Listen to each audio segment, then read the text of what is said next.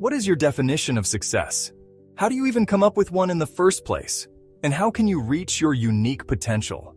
It's easy to fall in line and follow society's idea of success. It's much harder to look inwards and define it for yourself. However, to reach your unique potential, you need to have a clear definition of what success really means to you. Working towards a path that does not follow conventional wisdom can be daunting, but following someone else's path will only lead to misery down the line. Every single human being on this planet is unique. Each of us has different skills, passions, and drives. A success story comes from this uniqueness. In this book, you will find important insight as to how you can define success for yourself and start working towards your full potential. You will also learn to assess yourself, your life, and career. You will also learn how to seize the day and make the most of the opportunities presented to you. You will learn about the importance of building reliable and deep relationships in your professional life. You will learn the importance of stepping out of your comfort zone and asking more from yourself to achieve your goals. Are you ready to start a journey into the world of successful business executives and leaders? This book will give you tips as to how you can improve your skills and level up in your career.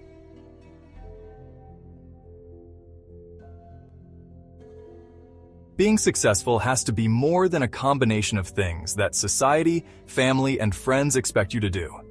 If you want a truly fulfilling life and career, it is essential to come up with your own definition of success.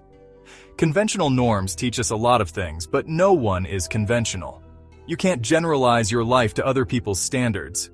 The first thing you must do is get into a goal-oriented mindset. Failures and unfairness are a part of life. You have to keep looking towards the light at the end of the tunnel. Giving up is not worth it. It is important to take your life and every decision you make and accept sole responsibility for it. Be accountable to yourself. Of course, you will have to be realistic about what you actually can or cannot do. If you're in a tough situation, you can still plant the seeds for a better, fulfilling future by taking small steps. No matter where you are in your career, you should always keep yourself open to constructive criticism and learning new skills. It will help you evolve with the times and let you do your work more effectively. Once, a highly accomplished student who is also a passionate pianist came to the author to seek advice. The student was unsure about what to do with his career. He had an assortment of full-time job offers lined up in front of him. He admitted to the author that he had mixed feelings about most of them. But why would a music-loving pianist seek advice from a business professor? Well, aside from talent, this student also had huge student loans and a lot of family expectations to fulfill. He wasn't pursuing his passion. His job offers were all from financial firms. The student also admitted to having no interest in financial markets or any tasks related to the career he was stepping into. He was seeking advice because he wouldn't actually choose to go into any of those jobs. He'd rather try to get into the music industry. The student made it clear that the reason he was turning away from his real passion was because all his friends and family thought that the financial industry is a benchmark of success. After all, corporate jobs are in high demand, and they pay well. The obvious problem here is that trends change. The markers of success change with time. Choosing a career that the student had no interest in would guarantee dissatisfaction in his later life. Thankfully, though, the student was helped by the author to make an informed and better decision. It is a decision that would help him start making choices to achieve his actual dream. Setting your own standards for success away from anyone else's worldview can make all the difference between fulfillment and dissatisfaction. Taking responsibility for any and all decisions lets us make better decisions in the future.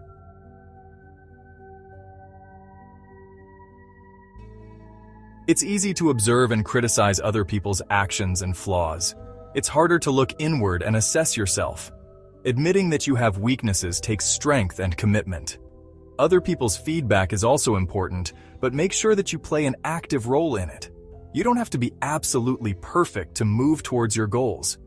Both self-assessment and outside feedback help us set targets for self-improvement. When it comes to vague or abstract outside feedback, it is a person's own responsibility to ask specific questions. Always assess yourself within the context of your job and goal.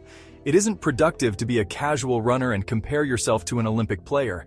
Making a specific checklist of your strengths and weaknesses, as well as what you need to improve on, plays a key role in effective self-assessment. The motivation to improve should lead you to proactively seek out coaching on the weak parts. The coach can be your boss or someone from the outside, depending on the mentor's capabilities and the kind of relationship you have. Another good way to develop general skills is to volunteer for nonprofit organizations.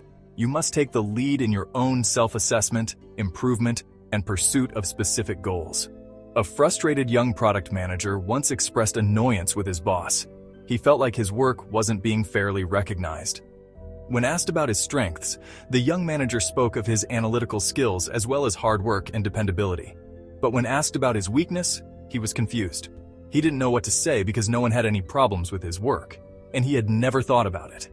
He thought his work was good enough. The young manager didn't receive the maximum compensation he could have the previous year. His boss didn't care to explain, and he didn't bother to ask either. After taking a shot at describing his weakness, the young manager finally started thinking about his mindset.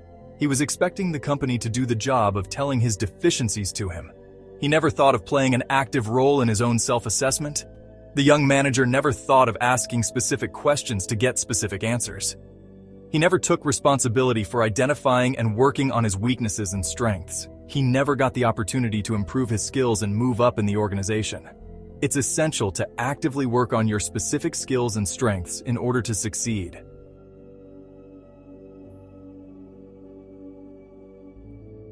Passion is often dismissed as being illogical and emotional. But people forget that the most successful people in any career path are the ones that are passionate about their job. It's not easy to pursue your own passion, especially if they're non-conventional and not very prestigious. Peer pressure and lack of support stop a lot of people from pursuing things they are passionate about.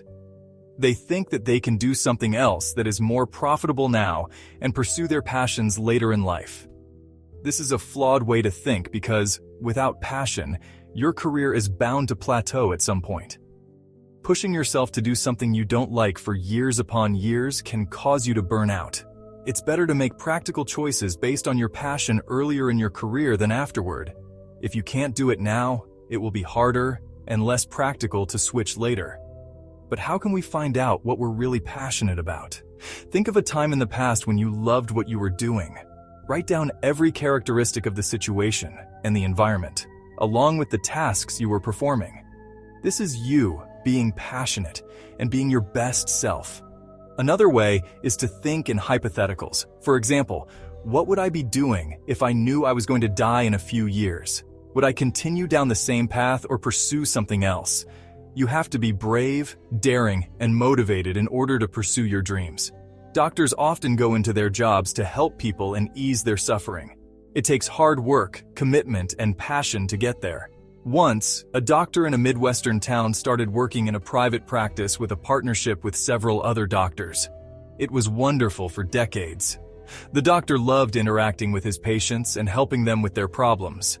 As the years went by, his old partners slowly retired and new partners came in.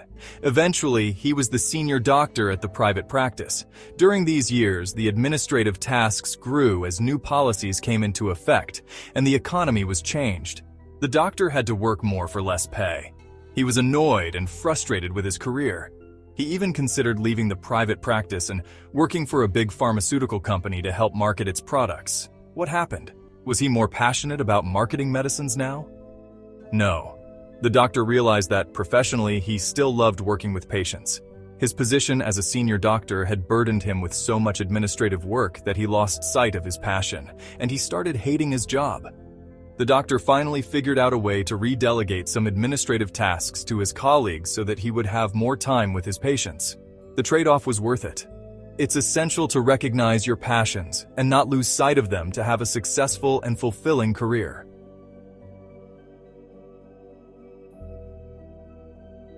Figuring out your passion is only the initial stepping stone in the grand scheme of things. Opportunities often don't just present themselves to you. You have to go and seek them out. You have to show your passion and love for the opportunities you want to find. Talking to seniors is looked down upon by some people as being political. There's obviously a line that one should not cross, but talking to people in higher positions about your life, passions, and expectations can lead to opportunities in the future. Opportunities also come from being creative and passionate in your work. If you're doing satisfactory work, a lot of opportunities will pass you by. You may have the skills for better opportunities, but you have to show those skills to get the opportunity. It's also good to have a mindset that lets you look at the larger picture. New opportunities can often be challenging and uncomfortable. They may make you want to quit. Keeping the larger picture and a longer time frame in mind can prevent you from passing on a great opportunity due to small discomforts. A talented senior executive working at a big industrial organization in Europe always had a dream of working in Latin America. Her mother and relatives are there, and the senior executive thought that maybe she could return there as the head of business sometime in the future. An opportunity came up to run a business in Latin America. Unfortunately, it was given to a colleague that she perceived to be less qualified than her. The senior executive just couldn't figure out what went wrong. She was angry, and she wanted to quit immediately. When she consulted with the author, he asked her to consider her boss's perspective. The senior executive was doing great. She had great reviews, and she had shown no signs of wanting or needing change. The probability was that the boss hadn't even thought to offer her the job. The author also asked the senior executive if she told her seniors about her dream to go and work in Latin America someday. That was when she realized her mistake. After this realization, the senior executive went back to her company and started talking to her seniors about her hopes and dreams to go to Latin America. A year later, a new and even higher position became available. The seniors finally gave her the opportunity to go, and she accepted. It's important to communicate with your seniors and work hard in order to secure the opportunities you want.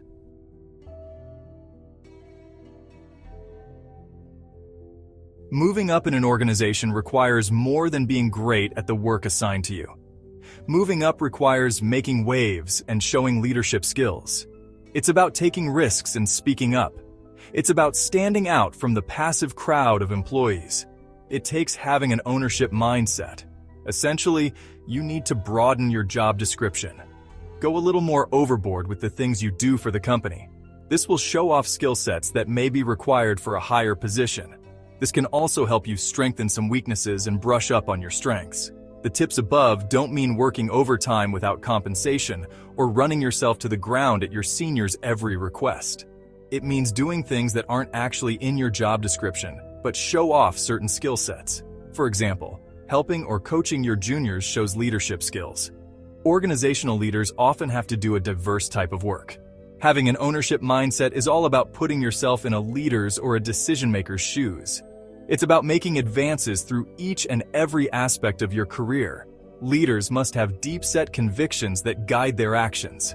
It's good to define your values and boundaries in order to effectively make decisions in difficult situations. A store manager of a large retailer company had a huge dilemma. He couldn't figure out why he was dissatisfied, and his performance reviews were low after he got promoted. In his previous role, which was merchandise manager, he was an ambitious man who would speak up in meetings.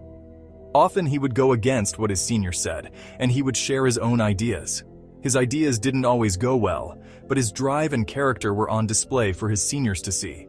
The store manager took the risk to speak up. He was an outstanding employee and somewhat of a star at the company, and it eventually resulted in him landing a better position. So, what happened now? After a bit of back and forth, the store manager realized that he had gotten comfortable with his new station and position.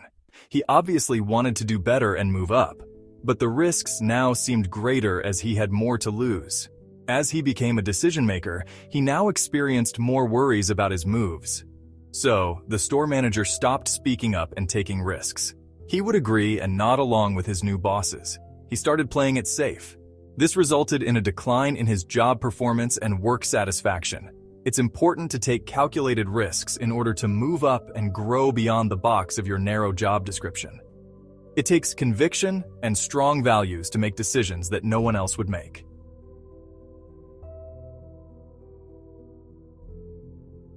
The concept of a lone wolf is an appealing one. It can be seen as prestigious. The problem is, humans have always been social beings. We have thrived because we didn't live in isolation from one another. We built mutually beneficial relationships that ensured our survival. The concept of the mutually beneficial relationships also applies to the corporate world. If you want to succeed, you cannot do it alone. You need people in your life that you can rely on in times of hardship. Networking with thousands of people is great, but a few deeper relationships result in great outcomes. These relationships can offer camaraderie, advice, openness, friendships, a helping hand in times of need, and sometimes constructive criticism and coaching. Mutually beneficial relationships need trust, understanding, and respect between the two parties in order to be effective. These can only be built through time, hard work, commitment, and face-to-face interactions. These relationships also need a fair amount of self-disclosure, honesty, and inquiry.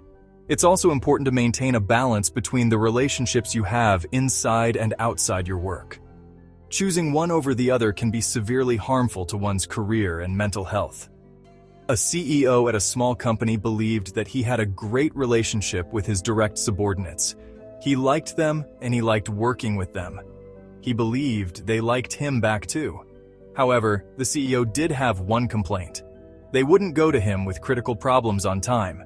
He had told them several times that they should come to him with any problems they had. Still, they would only approach him when it was too late for anyone to actually do anything about it. This was creating problems for the company, and it was stressing him out. The CEO was unsure of what to do about it. He had never really considered talking to his employees about anything other than work. Even the idea of talking about anything but work was confusing for him. He had not put in the effort to build good relationships with his employees. To the employees, he was just their closed-off CEO. Eventually, the CEO learned, and he started talking to his employees about himself.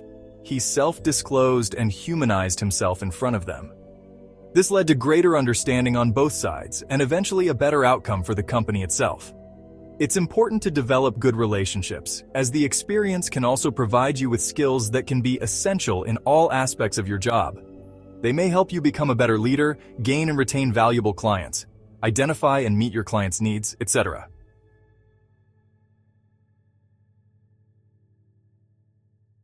In this book, you have learned that chasing success without passion often leads to dissatisfaction. It is important to define what success means to you. Leave behind conventional wisdom and focus on yourself. You have also learned that in order to have an ever-growing career, you must take the responsibility of assessing your own strengths and weaknesses. You have to play an active part in taking outside feedback and self-improvement. You have learned that finding your true passion will require you to leave behind society's expectations and look inwards. The most successful executives and higher-ups are driven by their passion. You have also learned that opportunities are made by taking action. You can be working more creatively and utilizing your skill set. You should also communicate to your seniors about your work and career plans.